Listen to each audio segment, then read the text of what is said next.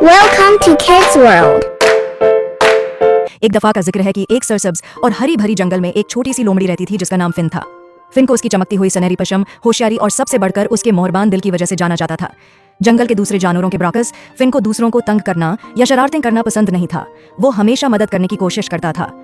एक दिन जब फिन नहर के करीब चल रहा था, उसे एक नरम रोना सुनाई दिया। आवाज का पीछा करते हुए उसने एक छोटे से परिंदे का नाम बेला सुना, जिसका पर टूटा हुआ था। वो उड़ने में मुश्किल महसूस कर रही थी और कमजोरी के साथ जमीन पर फड़फड़ा रही थी। आवा नहीं, तुम्हें क्या हुआ? फिन ने फिक्रमंदी से पूछा। मैं एक घोंसला बनाने की कोशिश कर रही थी, लेकिन दरख्त से गिर गई और मेरा पर टूट गया। अब मैं वापस उड़ कर नहीं जा सकती, बेला ने गमगीन नजरों से जवाब दिया। फिन जानता था कि उसे मदद करनी होगी। फिक्र मत करो, मैं तुम्हें घर पहुंचा दूंगा, उसने कहा। बेला थोड़ी डरी हुई थी, लेकिन फिन ने नरमी से उस परिंदे को अपनी नरम पंजों में उठाकर जंगल के पार ले जाना शुरू किया। इनके सफर के दौरान वो एक बड़ा और गहरा दरिया अबूर करते हैं। पानी तेज रफ्तार से बह रहा था और बेला के पर अभी भी बहुत कमजोर थे।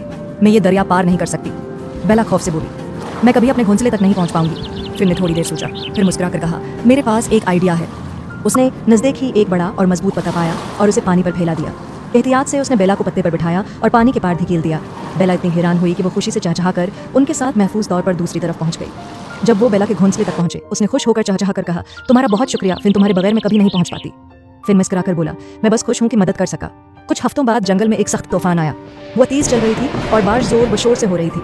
बहुत से जानवर पनाह लेने के लिए दौड़ गए, लेकिन फिन ने देखा कि बेला कहीं नहीं दिख रही। वो तूफान में बेला को तलाश करता रहा, इसका नाम पुकार रहा था। आखिरकार उसने बेला को एक दरख्त की टहनी पर देखा जो सर्दी से कांप रही थी।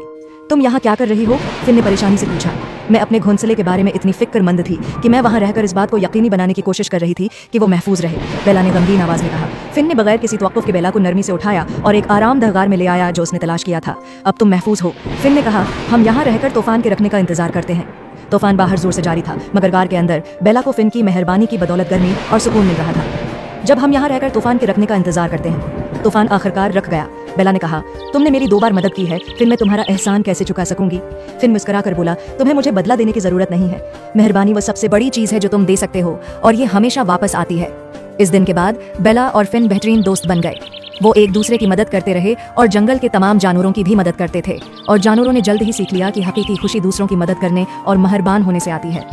कहानी का सबक, मेहरबानी सबसे बड़ा तोहफा है जो आप दे सकते हैं, और ये हमेशा आपको अनोखे तरीकों से वापस मिलती है। Hey kids, thanks for watching. Don't forget to subscribe our channel and press the bell icon.